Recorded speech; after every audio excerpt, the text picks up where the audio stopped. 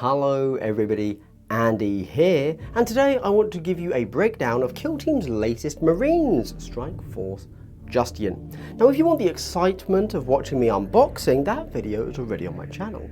And if the blind buy boxes have immediately sold out, then my here's a huge list of valid Strike Force Justian proxies video will be up soon. And if you want to see them in like a big battle report, then there's an unedited long form one for my patrons already up, or a properly edited one on my other channel, Full Scale Wargaming, which is also already up, which you can check out, so yeah.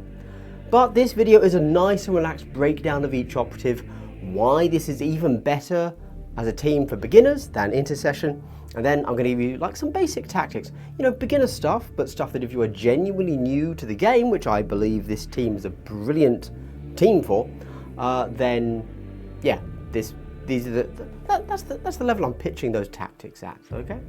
So, you know, check timestamps below if you want those hardcore beginner tactics or anything else. So let's start with why this team is perfect for beginners. Until now, the best team for beginners has, of course, been... Oh wait, but hold on a moment. Before that, I'd like to give you a big subscriber-only benefit for the channel. That's right, it's a big circle. Hello. Wow, so unexpectedly wholesome. If you want to qualify for that circle hello in the next video, like, subscribe, leave a comment, all that great stuff. For the comment, tell me what your Strike Force Justian proxies are going to be, because I'm excited to see how creative everybody gets with it. Oh, and if you really like these immaculate glass half dead vibes, consider supporting me on Patreon. You get like a cool colored name in my Discord, access to a members only area there too, and at certain tiers, get digital goodies like data cards, templates, and my objective marker files to print out for yourself. As well as like channel updates, extra unboxings on occasion, some unedited battle reports as already mentioned. There's one up for this team right now. Anyway, Intercession is a great team. Free rules online and a bunch of models that everybody already has. Or do they? That's right, it is a perfect team for existing 40k players. But in reality, it's a beginner team pitched at veteran collectors. If you're not deep in enough to go searching on how to build the team for cheap, it's a 2 10-man box team. You need 6 models, but you've ended up with 20, and you spent only a tiny bit less than buying a full combat patrol box? Well, Strike Force Justian is the new go-to, in my opinion, for genuine beginners. Let's quickly explain the format of Justian. It's bought in a blind box, which means the shop gets a box with 8 models in. Okay? But you don't know which model is in which box. This is a common, kind of absolutely insane business practice that people actually like in Japan, like the market this box was designed for. Hence all the Japanese writing all over the product if you see it. However, you can just buy the whole box of 8 models for £45 or whatever your local currency is. It's not sold in the UK as far as we know at my time of reading this, although that might not be true.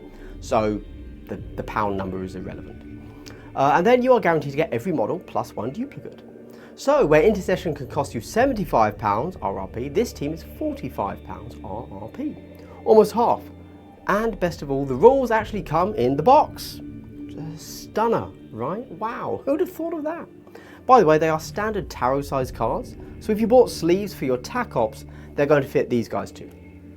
Minor side note, these data cards are great and all kill teams should come with these. In fact, it's absolutely insane that Kill Team boxes don't come with any rules at all. It's almost like a non-functioning product. But that's a product design issue, not a game design one, so I'm going to focus up and get back to the point of this video. Also, despite this being a 6 operative team and you get 7, there is one you will literally never use. So really, if I'm honest, we get to it when we get to it, but there is no list building in this team. There's also no equipment. And you know, there's kind of something nice about sometimes just throwing dudes on the board with 3 APL and letting the fundamentals of the game do the work for you. It's in the word fundamentals. Fun. Fundamentals. Fun. You get it. And TAC ops. Well, minor issue. At the time of recording, there is no archetype listed on these cards. But Warcom has said that they are a matched play team. And in the game setup sequence, you have to select an archetype before progressing. So although I assume they will be allowed to take every archetype, to play it safe, let's assume they can take the same as Intercession. But for beginners, honestly, just run Seek and Destroy. You want to kill models anyway, so it's an easy and safe pick. If a PDF is released or something, then I'll pin the link to the top comment of this video for you to go see for yourself. In summary, this is the best beginner team for a bunch of reasons that I just said, and if I need to summarize at this point, you're not listening, and so there's no point in repeating myself. So let's take a look at the individual operatives, and oh my gosh, thank you so much for continuing to watch my video, even when you're not paying attention, you absolute legend. This team is a super cool and diverse group of Marines. We've got 3 Intercessors, 1 Assault Intercessor, 1 Heavy Intercessor, 1 Eliminator, and 1 Captain. 8 models in the box, and 2 of them will be Brother Vignius. Brother Vignius is the model you will not use in this kill team, so isn't it nice they gave us 2 of him? I don't know. About as useful as a double hello, if you will, because there's 2, you get it. He is a regular Intercessor with an auto bolt rifle, which means he's the only Intercessor with C-slits able to reroll 1s. However, compared to his peers, he falls flat, as our other options natively hit on 2s, or have the utility of a smoke grenade. That's why there's no list building in this team. Vignius is always the worst option, which, is fine. It's a beginner team, it doesn't need complex list choices. Personally, it would have been cool if they'd given him something to make him an option. A frag or a crack might be too offensive in power, but maybe a stun grenade, Then he's like a real consideration. Anyway, Captain Justian, where is he? This chap here, is an absolute beast. If you're familiar with the Intercession team, he's an Assault Intercessor leader with Plasma Pistol and Power Fist and 15 wounds. But on top of that, he's got a 4-up invuln save, and just for being on the board, he gives you an extra CP. Then there's the other possible leader, Sergeant Marius, is it? I haven't put it in my script, so his name reminds me of Mario, that's all I remember. A regular Intercessor leader at 15 wounds, and his bolt rifle hits on 2s with P1. He had bolted discipline, well, he has bolted discipline, so you can shoot twice. Then we there have the real oddity of this team, which is the Heavy Intercessor. The armor profile is changed from the compendium, and he gets proper 3 APL, but now only has 2 circle movement. He has bolted discipline, so can shoot twice, but he has the worst heavy bolter in the game. So it's heavy and fusillade, it's P1, it's 4-5 damage, but it's only 4 attacks. Every other heavy bolter is 5 attacks in the game. Now obviously look, it's still a good gun because you can shoot twice, right? But technically the worst heavy bolter in the game. We then move to a bog standard Assault Intercessor. He can fight twice. Yeah, well, alright. We then get an Intercessor with a bolt rifle, so P1, but he has a smoke grenade as well. It can only be used once, keep in mind. A smoke grenade is a really cool way to kind of put down an additional piece of obscuring terrain once in the game. Yeah, I will talk more about how to possibly use that in the tactics section. And then finally, we have the absolute Chad Phobos. As a Phobos, he does only have 12 health. Keep that in mind. This is your sniper, and he has access to 3 types of bullet. All of them are silent and heavy. Then you have a choice between a 1-inch blast shot, a consistent shot as it has balanced, and an anti-elite shot which has AP1 and mortal wounds 3. He also has a camo cloak, which means if he gets shot and is in cover, he can auto-retain 2 saves instead of 1. And for an AP, he can ignore obscuring. This guy is a legend, frankly. Oh, and hey, if you flip all of these operative cards over, you get 4 strat ploys and 3 tac ploys. Is that the right number? Maybe. All right. The strat ploys are the same as Intercession. So each turn you decide at what range you want to reroll, and if you will have any injured operatives, and you spend that CP. Remember, only 1 doctrine can be active every turn. And tac ploys are very simple. Shoot on death, but remember it must be legal for you to shoot on death. So you can't be in engagement range, you must be on an engage, etc, etc. And if you've shot in your activation and you die in a fight, you cannot shoot twice. So, got to be legal to shoot, keep that in mind. A free action is not free, it's still constricted by everything that it is constricted by. And then we have fight at the end of the firefight phase, which is great, honestly. And change a normal save to a crit save. Honestly, just a really nice set of easy to understand beginner ploys, great stuff. Really like it, genuinely.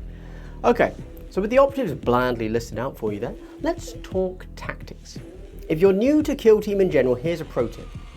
Turn 1, deploy everyone on a conceal, and for your scouting option, select option 2, which lets you flip an order in turn 1.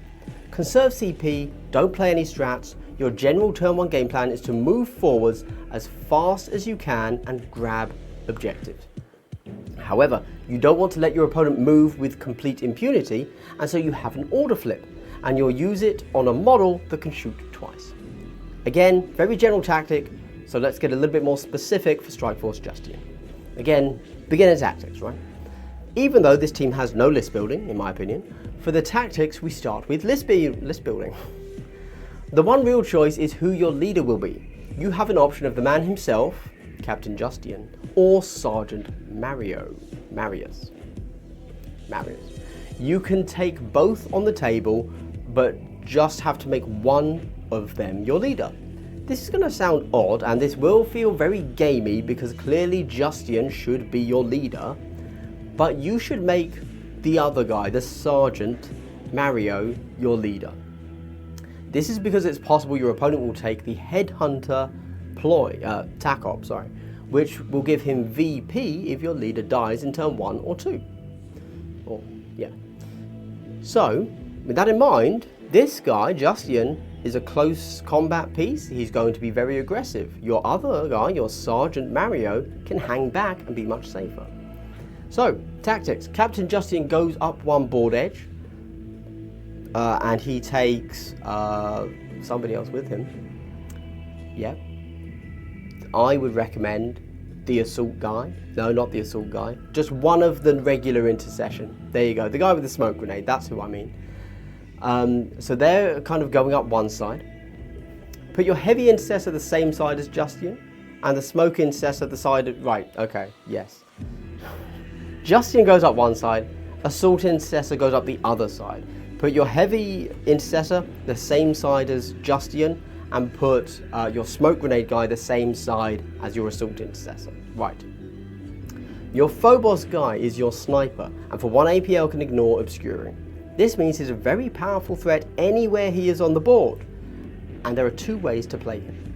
First is relatively standard. You deploy him on a conceal, and you use your scouting option to dash him forwards onto a vantage point. And of course, because you're silent, he can still shoot. Very nice, very scary for the enemy. Now he's got a huge base, so honestly is probably going to be able to get cover from one of the Octarius kind of nooks and crannies. He then sits there being scary. Even if he doesn't shoot, that's fine, he's just scary. Then you activate him either when the enemy gives you a shot, or as your final activation to move dash him off the vantage point and move him forwards, ready for turn 2.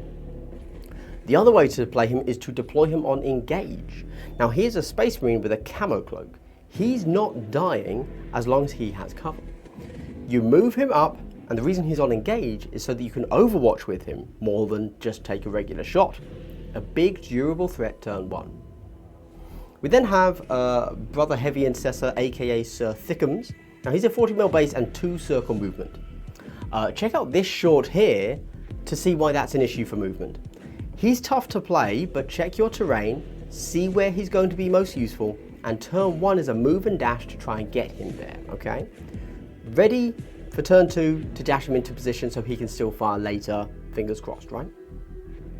The others kind of just move on to objectives as you'd expect. Your smoke grenade guy has thrown down a smoke onto your assault intercessor to give him cover if the assault intercessor, if he ends in a dangerous position, depending on your terrain. Obviously, everything depends on terrain. Turn 2, tactical doctrine, so you get rerolls within 6. You're then going to shoot, you're going to charge. Make sure you're in a position where your heavy intercessor can shoot anyone who charges into Justian and gets the kill, or is just peeking around a corner to shoot at him. So Justian's up there, getting crazy in with the enemy, and then you've got your heavy intercessor peeking those angles for when Justian eventually dies, or better yet doesn't die, but with my rolling, he dies, let's be honest. And then you kind of want everyone else to just be able to move within 6 of an enemy and shoot twice. That's kind of the turn 2 plan. And remember to use Wrath of Vengeance every time one of your guys dies and is eligible to shoot. Obviously with a limit of once per turn. That is a limit as well, just so you're aware. And if you end a turn and one of your guys is in engagement range and it's one of your guys that can actually win that fight at the end of the round that will get you a kill unless you're very deliberately using that enemy for safety. Marines are very strong in their data sheets, which means any form of additional actions like shooting on death or fighting action are incredibly powerful and a must use for this team. Honestly, that's it. That's Strike Force Justian. A nice and simple team that are great for beginners and will be fun for casual games when you don't want to get too sweaty at the pub. Whew. Well, oh look, we've still got somebody standing up. I haven't knocked the table too much. Excellent. Well, everybody, if you've made it to the end of the video, I'd like to give you a big square hello. Isn't that incredibly wholesome? Honestly, that's your thank you for watching to the end of the video, because honestly, there's nothing better for a small channel like mine than just watching my videos. A like, a comment would be absolutely awesome. And just let me know what you think about Strike Force Justian. I had lots of fun putting these guys together. Before GW sent me them, I also did a Death Guard proxy team, which I'm going to talk about in one of my other videos. But then I got these and I was like, oh yeah, I forgot how much I like my bone-coloured armour Marines. So I was like, yeah, okay, I'll do them. I'll do the official models, why not? And I also thought, you know, as a kill team content creator, I feel like it's my duty to do the hobby for you guys. I've got to be an exemplar, if you will, and actually have every single kill team painted, ready to go on the shelf just over there. Anyway, thank you so much for watching, everybody. If you're in England at the moment and it's a heat wave, stay hydrated, because oh my gosh, man down. I've got heat stroke. All right, thank you for watching. Bye.